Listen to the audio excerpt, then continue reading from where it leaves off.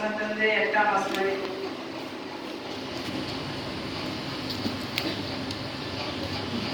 நாவும் நெருப்பு தான், அது அநீதி நிறைந்த உலகம்.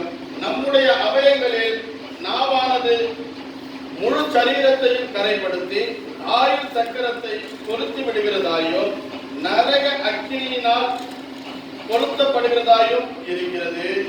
சகல விதமான மிருகங்கள், பறவைகள், ஊரும் பிராணிகள், நீர் வாழும் ஜந்துக்கள் ஆகிய இவைகள் சுபாவம் மனுஷ பாவத்தால் அடக்கப்படும். அடக்கப்பட்டதும் உண்டு. நாவை அடக்க ஒரு மனுஷனாலும் கூடாது. அது அடங்காத பொல்லாங்குள்ளதும் சாவுக்கேதுவான விஷம் நிறைந்ததுமாய் இருக்கிறது.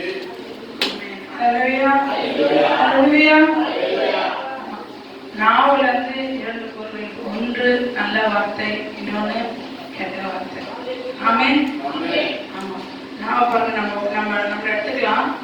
தலை இருக்குது, அது ஒரு கண் இருக்குது, மூக்கு இருக்குது, காது இருக்குது, உதடு இருக்குது, அதுக்குள்ள பற்கள் இருக்குது, அதுக்குள்ளதான் நாவு இருக்குது. ஆமென். அது கர்த்தர் மூடி வச்சிருக்காரு. அல்லேலூயா. ஆமா, ஏன்னாக்கா அது ஒருத்தர் வாழ வைக்கும், ஒருத்தர் சாகடிக்கும். ஆமென்.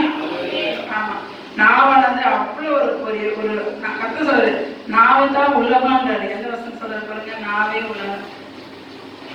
அது 6ஆம் வசனம் சொல்றாங்க, அது அநீதி நிறைந்த உலகம். அல்லேலூயா. பைபிள்ல பார்க்கும்போது உலகம்னு சொல்லிட்டு நம்ம இருக்கிற உலகம் ஒண்ணு, இன்னொன்று நிலம் இருக்குல்ல, அத உலகம்ன்றாரு. அடுத்தது இந்த நாட்டுல உலகம்ன்றாரு. ஆமென். அப்படிப்பட்ட உலகம் நம்ம நாட்டுல இருக்குதான். உலகத்துல எல்லாமே இருக்குதான், பொய்